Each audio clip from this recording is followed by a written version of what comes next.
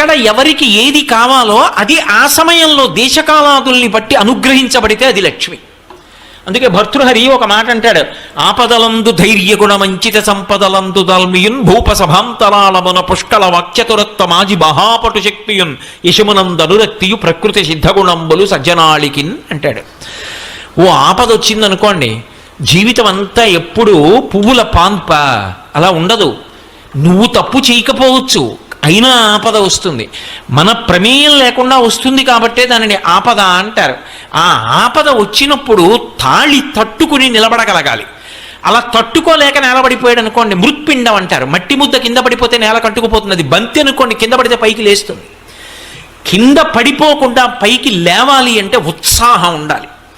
ఇవాళ ఈ కష్టం వచ్చింది, ఎదుర్కొంటాను, వ్యూహం రచన చేస్తాను, దీన్ని దాటి ముందుకు వెళ్ళిపోతాను తప్ప ఇక్కడ నేను ఆగిపోని, ఇలా నా ప్రస్థానం ఆగకూడదు, నేను ముందుకు వెళ్ళిపోవలసిందే అంతే అనుకున్నవాడెవడో వాడు శ్రీమాన్, వాడు లక్ష్మీవంతుడు. అందుకే సుందరకాండలో హనుమ బయలుదేరారు సముద్ర తరణం చేద్దామని. మొట్టమొదట కనపడినటువంటి వాడు మైనాకుడు కనబడ్డాడు. నిపత్యమమ శృంగేషు విశ్రమస్వ యథాసుఖం, ఒక్కసారి నా కొండ కొమ్ము మీద వాలవయా, కాస్త తేనె తాగు, పళ్ళు తిను అన్నారు. అది సంతోషకారకం. కానీ వెడుతున్న కార్యానికి భంగం ఆగిపోతే ముట్టుకుని వెళ్ళిపోయారు. భయపెట్టేది వచ్చింది సింహిక, ఆయనేం బెంగపెట్టుకోలేదు, ఉత్సాహంతో దాటి వెళ్ళిపోయారు. అందుకే ఆపద వచ్చినప్పుడు తట్టుకోవడానికి ఏది కావాలి అంటే ధైర్యం కావాలి. బాగున్నన్ని రోజులు నా అంత వాణ్ణి నేనని ఇలా చేతి మీరు చెయ్యేసుకు తిరిగాడు. ఏదో చిన్న ఆపద వచ్చింది అంతే, ఇక మళ్ళీ ఆయన ఎక్కడా కనపట్టలేదు. ఏమండి ఎందుకు కనపట్టలేదు అంటే, చిన్న ఆపద వచ్చిందంటే తట్టుకోలేకపోయాడు జీవితంలో. అంటే లక్ష్మీ కటాక్షం లేదు. మీరు బాగా జ్ఞాపకం పెట్టుకోండి. కాల్చిన తరువాత శోభ కలిగినట్టు కష్టం వచ్చిన తరువాత నిలదొక్కుకు నిలబడగలిగిన శక్తి ఎవరికి వస్తుంది అంటే, ఆ తల్లి యొక్క అనుగ్రహం ఎవరికి ఉందో వారికి వస్తుంది. అందుకే లక్ష్మీ కటాక్షము అన్న మాటకు అర్థం కేవలము డబ్బు అని మీరు అనుకొనరాదు. అందుకే తల్లి లోకములనన్నిటినీ చూస్తుంది అన్న మాటకు అర్థం అది. కాబట్టి ఆపదలందు ధైర్యగుణ మంచిత సంపదలందు దాల్మియున్, విశేషమైన ఐశ్వర్యం కలిగిందనుకోండి, ఆ ఐశ్వర్యానికి ఉండేటటువంటి దోషం ఏమిటి అంటే అహంకారాన్ని కల్పిస్తుంది. కానీ ఎవరి యందు లక్ష్మీ కటాక్షమున్నది అని చెప్పవలసి ఉంటుంది అంటే, ఎంత ఐశ్వర్యమున్నదో అంత గుర్తు పెట్టుకుని, ఎంత పేదవాళ్ళు కానివ్వండి, బంధు బంధు బంధు బంధు ఎక్కడో ఎప్పుడో బంధువులు, ఒకప్పుడు వాళ్ళు పేదవాళ్లే కానీ ఇప్పుడు మహదైశ్వర్యవంతులు, కానీ వాళ్ళని చూసి తెలియనట్టు వెళ్ళిపోరు.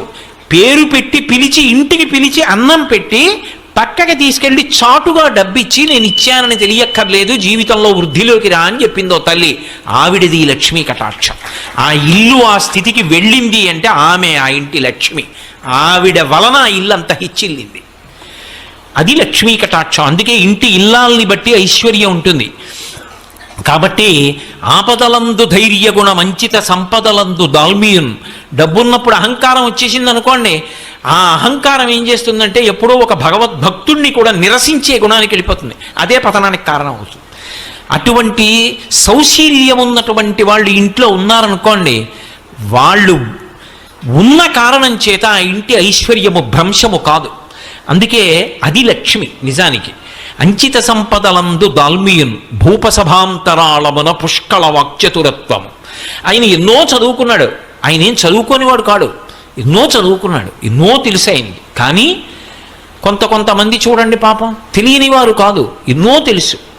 పుస్తకం వ్రాస్తే ఆ పుస్తకం చదువుతుంటే అబ్బా ఏమి దర్శనం చేశారు రా మహానుభావుడు, ఒక్క శ్లోకాన్ని ఎంత గొప్పగా అన్వయం చేశారు ఆయన అనిపిస్తుంది. ఆయన్ని వచ్చి సభలో మాట్లాడమన్నారనుకోండి, సభలోకి వచ్చి కూర్చుంటే ఒక్క విషయం జ్ఞాపకానికి రాదు. కొందరికి ఎంతో విషయ పరిజ్ఞానం ఉంటుంది, సభలో రంజకత్వం ఉండదు, అందంగా ప్రతిపాదించగలిగినటువంటి శక్తి ఉండదు. అంత మాత్రం చేత వాళ్ళు రచయితలు కాకుండా పోరు.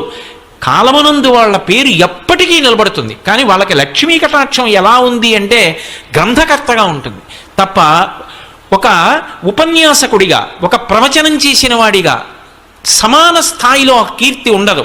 అంత మాత్రం చేత వాళ్ళు తక్కువ వాళ్ళన్న మాట అనడానికి వీల్లేదు. నిజానికి ప్రవచనం చేసిన వాడికన్నా కూడా వాళ్ళు చాలా చాలా గొప్పవాళ్ళు. పోతన గారు ప్రవచనాలు చేసి ఉండకపోవచ్చు, అంత మాత్రం చేత పోతన గారు ప్రవచనం చేసిన వాడికన్నా తక్కువ అని మీరు నిర్ధారించగలరా? కాదు. పోతన గారి పేరు చెప్పుకొని పోతన గారు చెప్పిన పద్యాలు చెప్పుకొని బిరుదులు పొందిన వాళ్ళు ఉన్నారు. పోతన గారి పేరు చెప్పి ఉపన్యాసం చెప్పి ఎంత బాగా చెప్పారండి అనిపించుకున్న వాళ్ళు ఉన్నారు. అది వాడిది కాదు, వండినవారు పోతన గారు, ఆయన యజమాని, వీడు వడ్డించినవాడు అయినప్పుడు ఆయనే గొప్పవారు.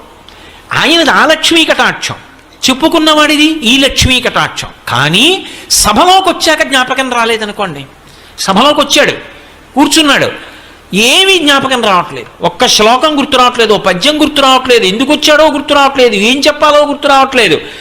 అప్పుడు ఎలా ఉంటుంది ఆయన పరిస్థితి అంటే లక్ష్మీ కటాక్షం లేదని గుర్తు. భూపసభాంతరాళమున పుష్కళ వాక్చతురత్వము ఆజిబహాపటు శక్తి. ఓ యుద్ధానికి వెళ్ళాడనుకోండి, బాహువుల యందు పటుత్వం ఉండాలి, యుద్ధంలో ధైర్యంగా దూసుకుపోయి యుద్ధం చేయగలగాలి. తీరా యుద్ధానికి వెళ్ళిన తర్వాత గోడ కలుక్కుమని నెప్పెడుతోంది అనుకోండి, అసలు చెయ్యెత్తలేకపోతున్నాడు అనుకోండి, ఇంకేం లక్ష్మీ కటాక్షం. ఆజి బాహుపటు శక్తియున్ యశమునందు అనురక్తియు. నేను కీర్తివంతుణ్ణి కావాలన్న కోరిక ఉండి తీరాలి వ్యక్తికి. అది లేదనుకోండి, ఆ వ్యక్తి లక్ష్మీ కటాక్షమునకు అర్హుడు అని చెప్పడము సాధ్యము కాదు. అందుకే ఒకటి గుర్తుపెట్టుకోండి, మనిషి జీవితంలో ఈశ్వరుడు ఏదో ఒక విభూతిని ఇవ్వనివాడన్నవాడు ఉండడు. ఏదో ఒక విభూతి ఇవ్వబడుతుంది, ప్రతి వారికి ఇస్తాడు ఈశ్వరుడు. నీకేది ఇచ్చాడన్నది నువ్వు జ్ఞాపకం పెట్టుకోవాలి, నువ్వు తెలుసుకోవాలి. గుప్తంగానో బాహ్యంగానో రహసి స్వతంత్ర బుద్ధ్యా అంటారు శంకర భగవత్పాదులు శివానంద లహరిలో. గుప్తంగానో బాహ్యంగానో రహసి స్వతంత్ర బుద్ధ్యా అంటారు శంకర భగవత్పాదులు శివానంద లహరిలో. అది అతని జీవితం ఒడ్డెక్కడానికి, అతని జీవితం తరించడానికి కారణమవుతుంది. ఎందరో పెద్దలు ఉన్నారు. డొక్కా సీతమ్మ గారని మా తూర్పుగోదావరి జిల్లాలో ఉండేవారు మహాతల్లి. ఆవిడ ఇంటికొచ్చిన వాళ్ళకి అన్నం పెట్టడానికి అందవేసిన చెయ్యి, అంత ప్రేమతో అంత ఆర్తితో అన్నం పెట్టేది. అటువంటి తల్లి శరీరం విడిచిపెట్టిన రోజున ఆకాశంలో జ్యోతి రూపంలో వెడుతుంటే ఇద్దరు మహావిద్వాంసులు అగ్రహారంలో కూర్చుని మాట్లాడుకుంటున్నారు అమలాపురం దగ్గర. ఆవిడ జ్యోతి వెడుతుంటే చూసి వాళ్ళిద్దరూ లేచి నిలబడి నమస్కారం చేసి, ఎవరో ఒక మహాపురుషుడు శరీరం విడిచిపెట్టాడు, ఊర్ధ్వలోకాలకి జ్యోతి వెళ్ళిపోతోంది అని చెప్పి నమస్కరించారు. భగవాన్ రమణులు శరీరం విడిచిపెట్టినప్పుడు జ్యోతి అరుణాచలానికి గిరి ప్రదక్షిణం చేసి గిరిలోకి ఎలా వెళ్ళిందో, డొక్కా సీతమ్మ గారిలోని జ్యోతి అలా ఆకాశంలో ప్రయాణం చేసి ఊర్ధ్వలోకాలకు వెళ్ళింది. ఎప్పటావిడో కాదు డొక్కా సీతమ్మ గారంటే, ఇప్పటికీ పీకన్నవరం దగ్గర ఆవిడ పేరు మీద అక్విడెక్ట్ ఉంది, ఆవిడ నివసించిన ఇల్లుంది, ఆవిడ అన్నం పెట్టిన గదులున్నాయి. ఆ తల్లి ఈ మధ్య కాలం వారు ఆఖరికి కలెక్టర్ గారితో కబురు చేశారు డొక్కా సీతమ్మ గారికి. ఎవరు? భారతదేశం వాళ్ళు కాదు, లండన్లో యువరాజు పట్టాభిషేకం చేసుకుంటూ ఇంతమందికి అన్నం పెట్టిన తల్లి వచ్చి నాకు ఆశీర్వచనం చెయ్యాలని కలెక్టర్తో కబురు చేశారు విమానంలో తీసుకురమ్మని. నేను రానన్నారు ఆ తల్లి. రానంటే ఆవిడ చిత్రపటం గీయించి పంపించమని డొక్కా సీతమ్మ గారి చిత్రపటాన్ని పక్కన పెట్టుకుని ఆవిడ పాదాలకు నమస్కారం చేసి వైస్రాయిగా పట్టాభిషేకం పొందాడు.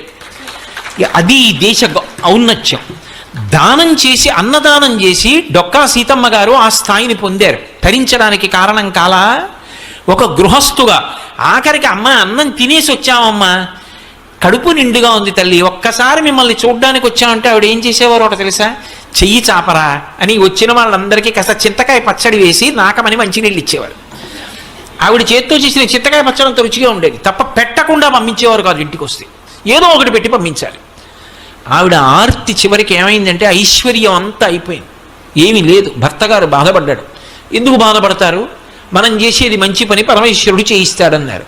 పొలం దున్నుతుంటే బిందెలు దొరికాయి, బిందెల్లో బంగారపు కణికలు దొరికి ఆవిడ చేసిన అన్నదానం కొనసాగింది.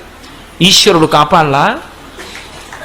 కాబట్టి విభూతి ఇవ్వబడని వాడు లోకంలో ఉండడు, నువ్వు గుర్తించాలంతే. దాన్ని పీక నొక్కేస్తే ఈశ్వరుడు ఏం చేస్తాడు? ఇచ్చాడు, దాన్ని నేను తెలుసుకోను, దానితో నాకు సంబంధం లేదు, నాకు దాచుకోవడం ఒక్కటే నాకు కావాలి, నాకు తరించే మార్గం అక్కర్లేదంటే ఆయన ఏం చేస్తాడు? మనలో నిజంగా అనుకుంటే ప్రతిరోజు వచ్చి గుడి తుడుద్దామంటే తుడవడం కష్టమైన వాళ్ళం ఎంతమంది ఉంటాం? వారానికి ఒక్కసారి గుళ్ళో బట్టలు తీసుకెళ్ళి ఉతికి ఆరేసి పట్టుకొచ్చి ఇస్తామంటే కష్టమైపోయిన వాళ్ళం ఎంతమంది ఉంటాం? అది కష్టమా? లేకపోతే ప్రతిరోజు కనీసం వారానికి నేను ఒక్క చిన్న పద్యం నేర్చుకుంటాను అంటే వారానికి ఒక్క పద్యం నేర్చుకోవడం అంత కష్టమా? వారానికి ఒక్క పాదం నేర్చుకుంటాను. పోతన గారి పద్యాల్లో ఒక్క పాదం నేర్చుకుంటాను వారానికి. చిత్తశుద్ధితో ప్రయత్నిస్తే అంత కష్టమా? 108 తక్కువ కాకుండా గాయత్రి విడిచిపెట్టకుండా చేస్తాను. కష్టమా? బొట్టు పెట్టుకోవడం మానను, అంత కష్టమా?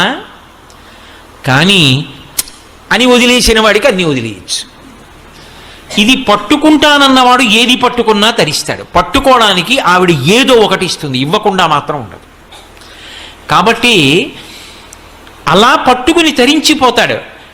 అది లక్ష్మీ కటాక్షం. అందుకే మీరు బాగా గమనిస్తే లక్ష్మి ఎక్కడ ఉంటుంది అంటే అసలు ఆవిడ ఉండని ప్రదేశం ఉండదు. ఆవిడ ఎప్పుడూ అంతటా చూస్తూనే ఉంటుంది. దృశాద్రాఘీయస్యాదరదలిత నీలోత్పల రుచ దవీయాంసం దీనం స్నపయ కృపయా మమపి శివే అంటారు శంకర భగవత్పాదులు. అటువంటి తల్లి యొక్క చూపు పడలేదనుకోండి, సారహీనమైపోతుందంతే దేశం. ఆ తల్లి అనుగ్రహాన్ని కోల్పోయారనుకోండి, జాతి జాతి నిర్వీర్యమైపోతుంది. లక్ష్మీ కటాక్షం లోపించింది అని గుర్తేమిటంటే ఒకరికి డబ్బు లేకపోవడం కాదు. మీరు బాగా ఈ విషయాన్ని దృష్టిలో పెట్టుకోవాలి. ఒక వ్యక్తి సమస్యగా అయితే వ్యక్తికి ఒకడికే దరిద్రం. అసలు దేశమే లక్ష్మీ కటాక్షాన్ని కోల్పోయిందనుకోండి, ఆ భక్తి పోయిందనుకోండి, పోయిన నాడు ఆవిడ అనుగ్రహం పోతే మొట్టమొదట నశించిపోయేదేదో తెలుసా? ఉత్సాహం నశించిపోతుంది, జడత్వం వస్తుంది. అందుకే జడత్వాన్ని ఎవరు తీసేస్తారు అంటే మళ్ళీ అమ్మవారే తీస్తారు. మీరు లోకంలో జడత్వాన్ని తీయగలిగిన వాళ్ళు ఇద్దరినే చెప్తారు. ఒకటి అమ్మవారు, 2 స్వామి హనుమ. అందుకే మీరు చూడండి, బుద్ధిర్యశో బలం ధైర్యం నిర్భయత్వ మరోగత అజాడ్యం వాక్పటుత్వంచ హనుమత్ స్మరణాద్లభేత్. హనుమని స్మరించినంత మాత్రం చేత అజాడ్యం. అమ్మవారి పాదాలు పట్టుకుంటే అవిద్యానామంతస్తిమిరమిహిరోద్వీపనగరి జడానాం చైతన్యస్తవకర్మకరంద శృతిశరీ దరిద్రాణాం చింతామణి గుణనిక జన్మజలధౌ నిమగ్నానాం దంష్ట్రామురరిపు వరాహస్య భవతి. జడత్వం అంటే ఏమిటో తెలుసా? అన్నీ వింటాడు, ప్రతిస్పందన ఉండదు. వింటాడు, గంటల గంటలు వింటాడు, రోజులు రోజులు వింటాడు. తాను విని చేసినది అన్నది ఏదీ ఉండదు. శృణ్వంతప, ఆ వినడం మీద అనువెక్తుంది, అంతవరకు మంచిది అనుకోవాలి తప్ప ప్రతిస్పందించి చేసింది ఉండదు. మీరు చెప్పండి, ఓ అండవు, ఓ అండవు, నేను చేస్తానడు చెయ్యనండవు. రేపటి నుంచి ఒక్క గుడికి ఎదురుగుండా ఉన్నావురా, ఒక్కసారి అలా వెళ్ళి ప్రదక్షిణం చేసిరారా అంటాడు. లేవడు, వెళ్ళడు, గుళ్ళోకి వెళ్ళడు, ప్రదక్షిణం చేయడు, నమస్కారం చేయడు. జడత్వం అంటే అలసత్వం. దీన్ని ఎవరు పోగొడతారంటే అమ్మవారు పోగొడుతుంది. అందుకే అది సామూహికంగా అందరికీ కలిపి లక్ష్మీ కటాక్షమేమి అంటే ఉత్సాహం. దేశ పౌరుల యందు ఏదైనా సరే మేము సాధించగలం, మేమందరం నడుం కట్టుకుని ముందుకు వెళ్ళిపోతాం అని అందరూ కలిసి నిలబడగలిగిన ఉత్సాహం ఉందనుకోండి, ఏటికి ఎగసన్నా ఒకడు లాగితే 1,00,000 మంది దిగసన్నా లాగారనుకోండి, ఇంకా ఎలా వృద్ధిలోకి ఎడుతుంది? చెయ్యి కలిసి నడుద్దాం అన్న ఉత్సాహం ఉందనుకోండి, అది లక్ష్మి. లక్ష్మీ కటాక్షం తరిగిపోతోందని గుర్తేమిటో తెలుసా? అసలు ఏ ఉత్సాహం లేకుండా జడత్వంతో ఉండిపోతే లక్ష్మీ కటాక్షం లుప్తమైపోతోంది అని గుర్తు. అందుకే మీరు కొంచెం జాగ్రత్తగా గమనించండి. ఎప్పుడైనా పౌరాణిక వాంగ్మయాన్ని మీరు పరిశీలిస్తే లక్ష్మీ కటాక్షము తొలగిపోయినది అనడానికి కొన్ని సూచనలు చెప్తారు. ఇదిగో లక్ష్మి లేదిప్పుడు, లక్ష్మి ఎందుకు వెళ్ళిపోతుందో చెప్తారు, లక్ష్మి మళ్ళీ ఎలా వచ్చిందో చెప్తారు, లక్ష్మి ఏ కారణం చేత వెళ్ళిపోతే ఆ స్థితి ఎలా ఉంటుందో చెప్తారు. ఇవి ఎందుకో తెలుసా? పురాణం వేదానికి భూతద్దం. నీ జీవితాన్ని నువ్వు గమనించుకో జాగ్రత్తగాని.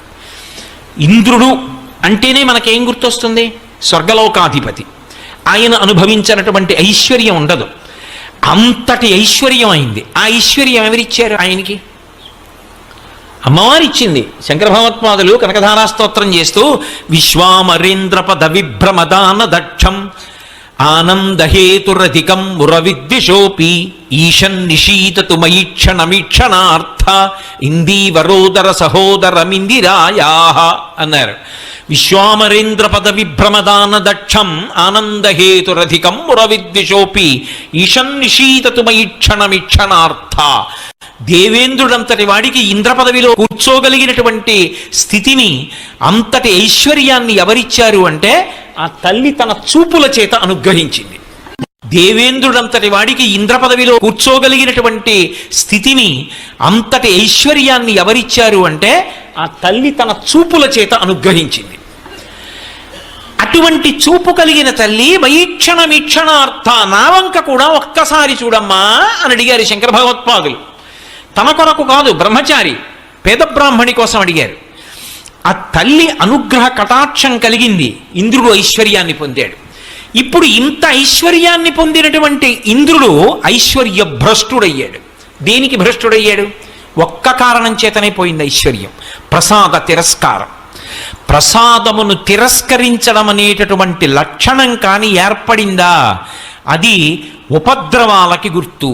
దేశంలో భగవత్ ప్రసాదము అని పట్టుకొచ్చి ఇస్తే మాకు అక్కర్లేదు అని తిరస్కరించేటటువంటి బుద్ధి ప్రబలమైపోతే, ఈశ్వర ప్రసాదమునకు గౌరవం తగ్గిపోతే, కాళ్ళకి చెప్పులున్నాయన్న మాటతో కూడా సంబంధం లేకుండా ప్రసాదం నోట్లో వేసుకోవడం మొదలు పెడితే, నేను ఇంకా కొంచెం ముందుకు వెళ్ళవలసి వస్తే అటువంటి ప్రదేశాల్లో ప్రసాదం పంచి పెట్టడం కూడా తప్పు.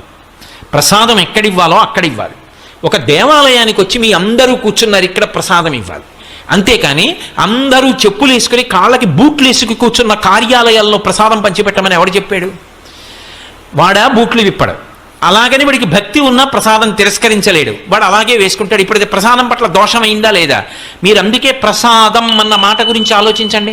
అన్నవరం సత్యనారాయణ స్వామి వారి వ్రతకథలో వైశ్యుని యొక్క భార్య ప్రసాదం పుచ్చుకోకుండా నదీ తీరానికి వెళ్ళింది, భర్త వచ్చాడని. వెంటనే పడవ మునిగిపోయింది. ఓ అశరీరవాణి పలికింది, ప్రసాదం పుచ్చుకోలేదని. ఆవిడ వెళ్ళి ప్రసాదం తింది, పడవ పైకి తేలింది. ఏమిటా కథ? వింటున్నాం కదా అన్నటువంటి కథలు చెప్పేయడమే అనుకోవచ్చు. కాదు, అందులో ఒక గాంభీర్యమైన విశేషం ఉంది. ప్రసాదము అంటే ఈశ్వరుని యొక్క అనుగ్రహము. ఏ ఇంట ప్రసాదం తింటున్నాడో ఆ ఇంట లక్ష్మి ఉంటుంది. ఇది మీరు బాగా పట్టుకోవాలి. ఆ ఇంట తింటున్నది ప్రసాదం. అందుకే ఈ రాష్ట్రంలో ఒక అలవాటు ఉంది, ప్రత్యేకించి పేరు కూడా ప్రసాద్ అని ఉంటుంది.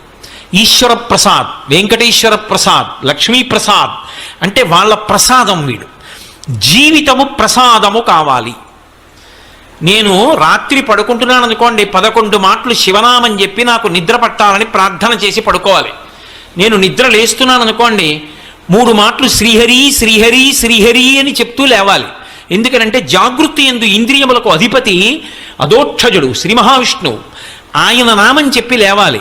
పరమశివుడు నిద్రాకాలిక సుఖాన్నిచ్చి మళ్ళీ అన్ని అవయవాలకి శక్తినిస్తాడు, ఆయన నామం చెప్పి పడుకోవాలి. నిద్ర ప్రసాదం, లేచి పని చేస్తే ప్రసాదం. అన్నం తినేటప్పుడు నేను తింటున్నానని తినరు, ఇది ఈశ్వరుడు నాకు అనుగ్రహించాడు. ఈ పదార్థం దొరికేట్టు చేసిన వాడు వాడు, వాడి శాసనానికి అగ్ని వండింది. ఈ నీళ్లు వాడి శాసనం వల్ల దొరికే. నేను తింటే రుచి వాడి అనుగ్రహం. లోపలికి వెళ్ళిపోయిన తర్వాత అన్ని పదార్థాలు కలిసిపోయినా వాడు అగ్ని రూపంలో ఉండి పచనం చేస్తున్నాడు, శక్తిగా మారుస్తున్నాడు. కాబట్టి వాడికి చెప్పి తింటాను, యజ్ఞం కింద తింటానని నీతి మితుకులు పట్టుకుని నాలిక మీద పట్టుకుని నోట్లో వేసుకుంటారు. చొక్కా బనీను లేకుండా తినడానికి కారణం అది. చొక్కా బనీను ఉందనుకోండి, ఉంటే ఎలా పుచ్చుకుంటారు? హవిస్సు అగ్నిహోత్రంలో పురుషుడికి అధికారం ఉండదు. అందుకని తీసి ఉత్తరీయం 1 వేసుకుని 5 మాటలు స్వాహాకారంతో నాలిక మీద పెట్టుకుని పంటితో నవలకుండా లోపలికి మింగుతాడు. ఇప్పుడు ఆయన జన్మ తరించింది, ఆయన ఎక్కడున్నాడో అటువంటి వాడు, వాడి వలన ఆ ఇల్లు వంశం వృద్ధిలోకి వస్తాయి. బనీని ఎందుకు కాపాడుతుందా? చొక్కా కాపాడుతుందా? ఇది కాపాడుతుంది. దీని విలువ తెలుసుకున్న నాడు దాని ముందు నీ బనీని ఎంత, నీ చొక్కా ఎంత. ఆచారకాండ అందుకొచ్చింది, ఉత్తినే రాలేదు. కాబట్టి ఇప్పుడు అలా తిన్నాడు, ఏదో పని మొదలెడతాడు, ఈశ్వరుడికి చెప్తాడు, పని పూర్తయింది, ఈశ్వర మీ అనుగ్రహం, పని పూర్తయింది అంటాడు. ఇప్పుడు అసలు ఆయన జీవితంలో ప్రసాదం కానిది ఏదుంది?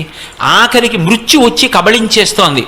ఈశ్వర మీ అనుగ్రహంతో ఇన్నేళ్లు శరీరంలో ఉన్నా, కొడుకుల్ని చూశా, కోడళ్ళని చూశా, కూతుళ్ళు, అల్లుళ్ళు, మనవలు, ముని మనవలు చూశా, మీ అనుగ్రహంతో ఏదో బ్రతికున్నన్నాళ్ళు మీ గురించి చెప్పుకున్నా, ఇది వదిలిపెట్టేస్తున్నాను, ఈ తోలుతిత్తి మీ పాదపంజరంలోకి వచ్చేస్తున్నాను, ఎక్కువ ఆయాసం లేకుండా విడిపించేయండి అని నమస్కరించి దీన్ని కూడా ప్రసాదంగా వదిలిపెట్టేస్తాడు.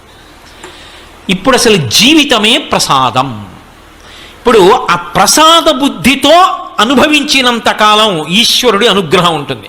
ప్రసాద బుద్ధి పోయింది, ఇదంతా నాదే, తొలగిపోతుంది ఆవిడ. నీదేగా, ఏది సంపాదించి చూస్తాను, ఏది నిలబెట్టుకో, ఏది ఈ గుణములను సంతరించుకో, కీర్తి సంపాదించుకో చూస్తాను అంటుంది ఆవిడ.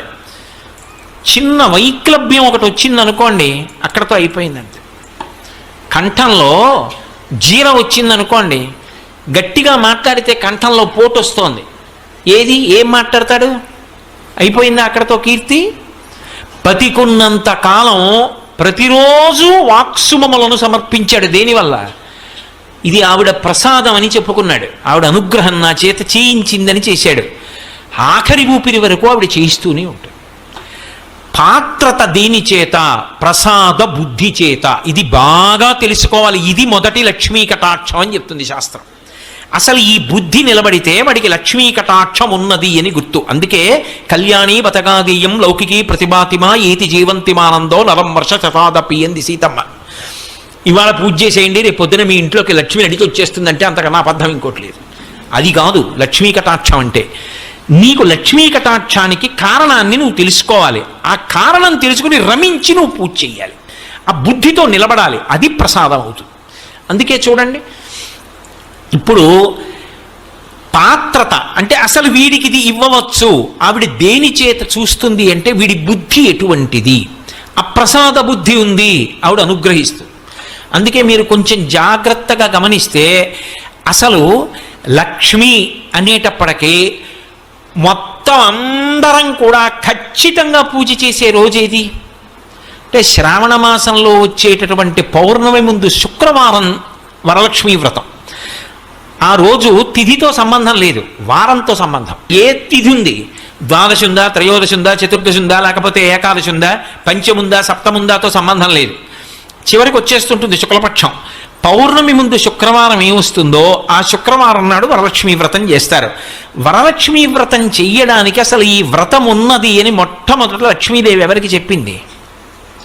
చారుమతికి చెప్పింది.